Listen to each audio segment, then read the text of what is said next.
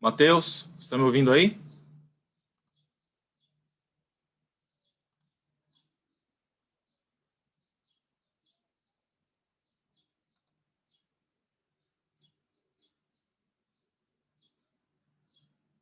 Matheus, você está me ouvindo? Oi, professor. Tô sim. Perfeito. Ok. Vamos começar então. Eu vou começar a segunda parte usando um simulador de órbitas. Está vendo ele aí? Gravidade e órbitas. Confirma para mim, por favor. Tô vendo sim, professor. Ah, tá, ótimo. Legal. Aqui está gravidade escrito assim porque está em espanhol, não? Esse é um simulador feito na língua espanhola. Vou pegar aqui a Terra-Lua, certo? Para que eu não possa ampliar a tela. Então aqui está o movimento orbital da Lua ao redor da Terra, certo? Durante o movimento orbital, o que a gente tem? Que a força da gravidade, essa que está indicada em azul, sempre está na direção da linha que comunica os dois corpos celestes, tal qual foi visto agora há pouco, aqui, certo? E essas duas forças, ou seja, a força com que a Terra puxa a Lua e a força com que a Lua puxa a Terra também, é uma força de mesma intensidade e proporcional à massa do produto da massa dos dois corpos e inversamente proporcional ao quadrado da distância. No caso da Terra à Lua, a distância média dá uns 380 mil quilômetros. Então, por aqui a trajetória, então é isso aqui, não o movimento orbital. A força da gravidade sempre estará perpendicular à trajetória. E aqui eu tenho a velocidade orbital que está indicada em laranja. O que é importante no movimento orbital é entender que essa velocidade laranja que está aqui, ela é estabelecida, ela se mantém, mais bem, por inércia. A força da gravidade não interfere nessa força, na velocidade orbital. Aquilo que eu mencionei na aula passada, não? Você vai lançar um satélite, o foguete põe o satélite numa altitude necessária da órbita dele e literalmente a última etapa do foguete dá um empurrão no satélite. Esse empurrão vai gerar essa velocidade laranja que está aqui. Uma vez que ela foi estabelecida, aí vai ficar o movimento orbital ser dessa forma, não? A gravidade todo o tempo puxa o corpo para baixo e a velocidade empurra para frente. Não empurra, na verdade, se mantém por inércia, certo? É claro que se, por acaso, suponha que nessa posição aqui a gravidade deixasse de existir, vou apagar a gravidade, apaguei. O que vai acontecer com a Lua?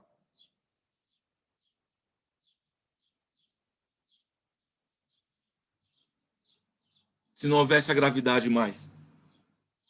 Ou mais bem, o que vai acontecer com o movimento da Lua? Aqui, com a gravidade, ela se move. A única coisa que faz ela manter esse movimento orbital é a força da gravidade. Se eu anulo a força da gravidade, o que acontece? Ela vai embora. Certo? Vai seguir o movimento dela por inércia, que vai ser em linha reta. Aqui. Apaguei a gravidade. Vai embora. A única força que mantém o corpo na órbita, ou no movimento orbital, é a força da gravidade. Certo? Bom, agora bem, se eu aumentasse a massa da Terra, ou seja, suponha que a Terra ficasse com uma massa maior, o que vai acontecer com o campo gravitacional? Ele aumenta ou diminui?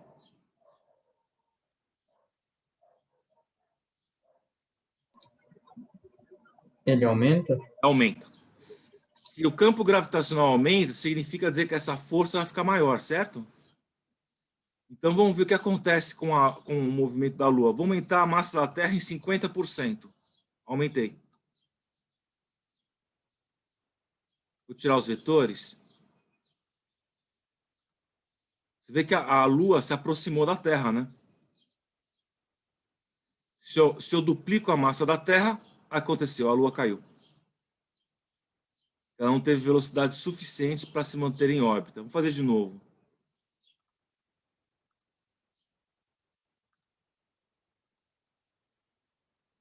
Como é que eu começo? Espera um minutinho.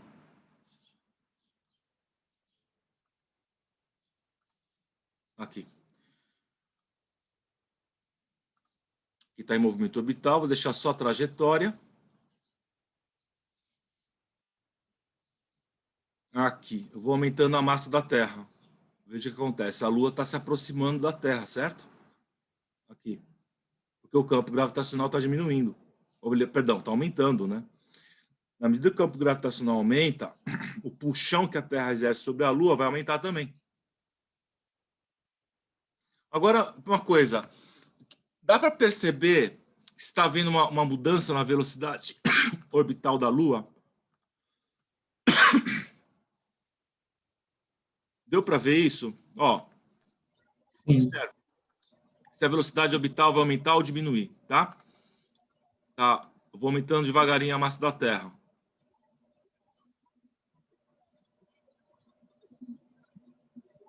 Ela se move mais rápido ou mais devagar? Ela vai ficando mais rápida. Tá ficando mais rápida. Exatamente. Aqui. Eu estou aumentando mais a massa da Terra. Tá vendo que ela está se aproximando? É como um movimento em um vórtice, tá vendo? É como uma espiral que ela está fazendo. Aqui. Consegui estabelecer uma órbita estável. Vamos fazer o contrário. Eu vou agora diminuir a massa da Terra. Então agora o campo gravitacional está diminuindo. O que acontece com a Lua? Ela está se afastando, certo?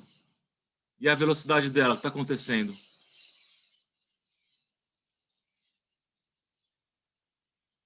Está diminuindo, certo? Aqui, está ficando mais devagar. Isso aqui, isso aí é a lei das áreas de Kepler, que tínhamos visto na aula das leis de Kepler, não? Quanto menor a distância entre dois corpos, isso para o movimento orbital, maior tem que ser a velocidade para que o corpo se mantenha em órbita. Deixa eu pegar aqui uma diapositiva, deixa eu pegar outra tela. Deixa eu compartilhar outra tela contigo, só um minuto. Essa aqui já tenho, já abri. Espera um pouco.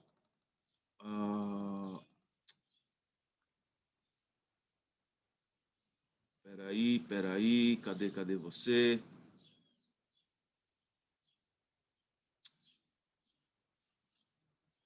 Peraí. Ok, 76. Aqui. Observa essa diapositiva. Aqui, não. Você vê aqui eu tenho a velocidade orbital. Aqui tem os 8 planetas do sistema solar, certo? Aqui está Mercúrio. A velocidade orbital de Mercúrio é 172.800 km por hora.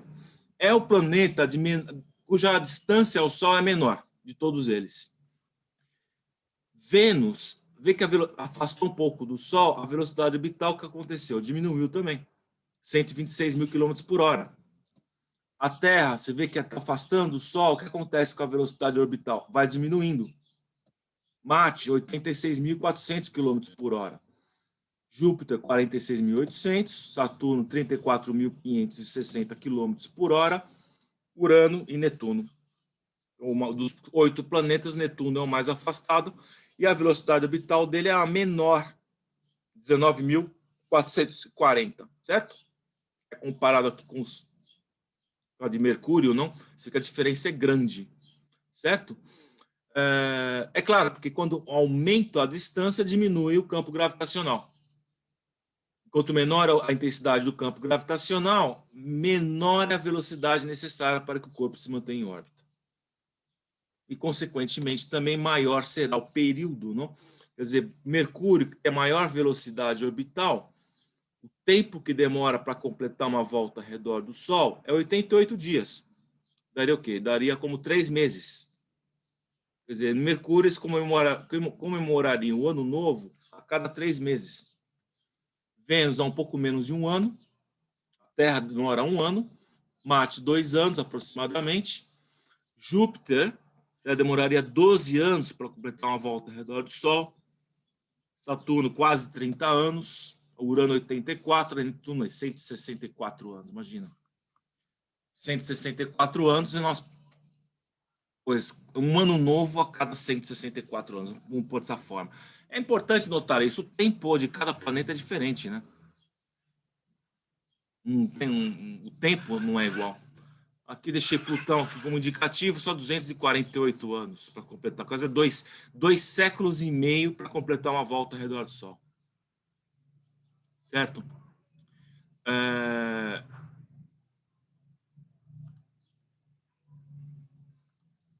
Vamos voltar para cá.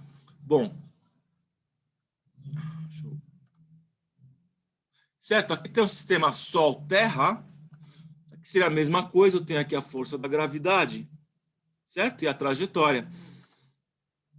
E aqui a velocidade. Da mesma forma, se a massa do Sol aumentasse, aumentando a massa do Sol devagar, a Terra vai se aproximando do Sol e a velocidade vai aumentando. Agora, por que a velocidade aumenta? Porque literalmente a Terra está caindo em direção ao Sol. Se eu pego um corpo na superfície da Terra, aqui, e abandono ele desde uma certa altura, o movimento de queda é um movimento cuja velocidade vai aumentando, né? Aqui. Certo?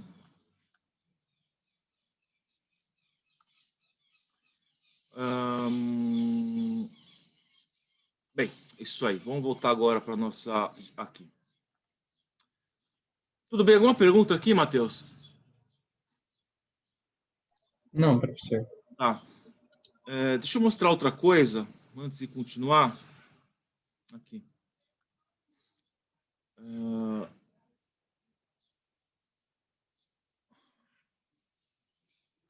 Aqui. Esse aqui é uma diapositiva que mostra as marés. Ai, caramba. Espera. Tinha que clicar aqui. Agora sim. Quer dizer, as marés é uma influência do campo gravitacional conjunto da Lua e do Sol. Quando a Lua se encontra nessas posições, Lua cheia, estou indicando como cursor, ou Lua nova, então ela vai estar numa posição, a Terra, a Lua e Sol ocupam uma única linha. Aqui nesse caso, é como se o campo gravitacional do Sol e da Lua se somassem. Então o que acontece? A Terra, literalmente, ela é esticada na direção da linha do Equador. A crosta terrestre é puxada mais para fora, com mais intensidade. Por consequência disso, acontece. As águas do mar, que são mais flexíveis do que a Terra, aumenta a altura, literalmente. Ou seja, ela aumenta a altura, aumenta a maré. Essa é a maré alta. Tá? É uma consequência do campo gravitacional, ação do campo gravitacional conjunto Terra-Lua. Quando a Lua e o Sol, perdão, quando a Lua está no quarto minguante ou quarto crescente, já não ocorre essa soma de campos gravitacionais, a Lua e o Sol. Então, o que acontece? A maré é baixa. É chamada maré morta também. Certo? Esse efeito aqui é chamado também efeito de maré. Se pego, por exemplo, a Lua... Eu mostrei para você a Lua Europa, do sistema a Lua de Júpiter, chamada Europa. Ela é toda... a crosta dela é toda uma capa de gelo e está toda rachada. Não? Esse rachado é devido à força chamada de maré, ou seja, é a ação do campo gravitacional que um corpo celeste exerce na superfície do outro. Isso faz com que a crosta de Europa fique toda rachada, cheia de fendas. Não? No caso da Terra, o que acontece? O mar sobe e o mar desce. Varia a altitude, a profundidade do mar, certo? Tem algumas regiões do planeta Terra que a variação de maré alta chega a 8, 10 metros. Assim, bastante, principalmente nas regiões próximas, evidentemente, à linha do Equador. Essas variações são maiores. Tá? Alguma pergunta aqui, Matheus? Não, professor. Ok. Vamos continuar, então. Agora sim, vamos voltar para a nossa... aqui. Então, sigamos. Aqui, o que a gente tem, então? O campo gravitacional ele atua sobre os corpos na superfície da Terra e entre os planetas. Então, quando o corpo na superfície da Terra cai, eu peguei aqui o desenho da maçã, qual é a força que faz a maçã cair? Ela se calcula pela segunda lei de Newton. Força é massa vezes aceleração. Aí chamamos a força de peso e chamamos a aceleração, no caso aqui, de gravidade.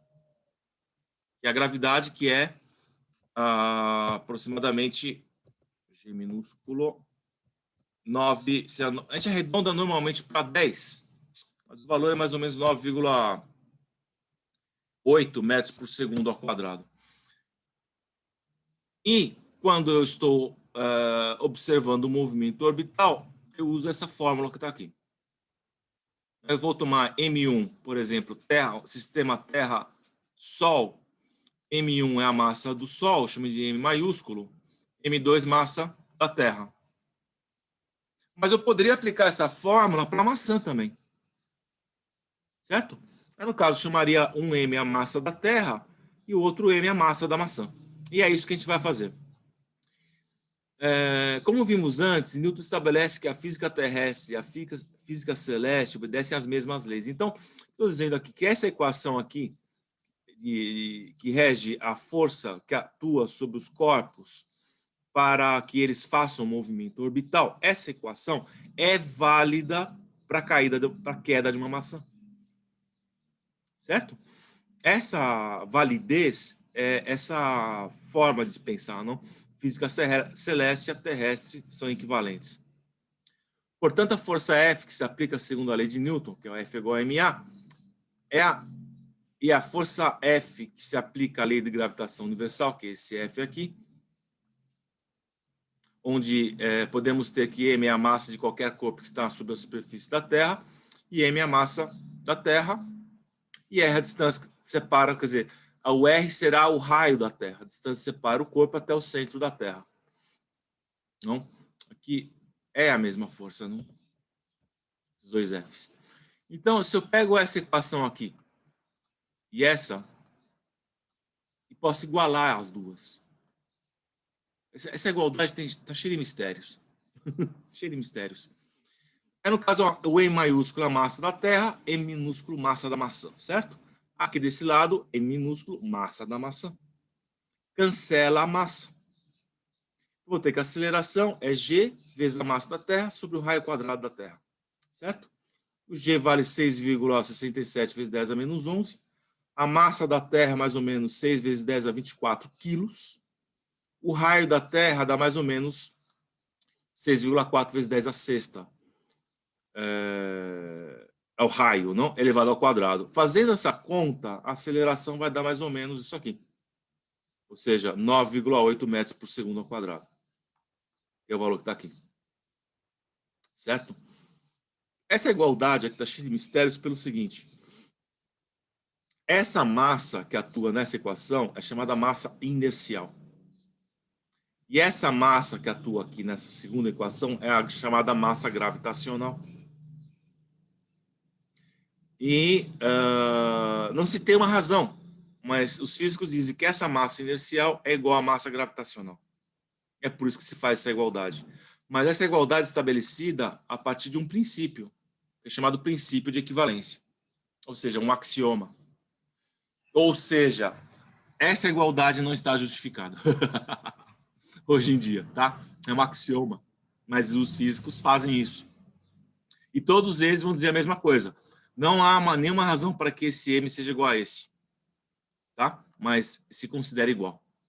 Tá certo? Ou seja, essa unificação da física terrestre com a celeste ainda tem alguns probleminhas de ajuste, até hoje. Tá? Newton estabelece como axioma, é isso. A ideia dele funciona perfeitamente bem. A teoria toda é coerente em volta dessa premissa. Mas, ao fim e ao cabo, essa igualdade aqui, hoje em dia, ainda não é justificada. Não é justificável, por dessa forma. Né? Muito bem, alguma pergunta aqui?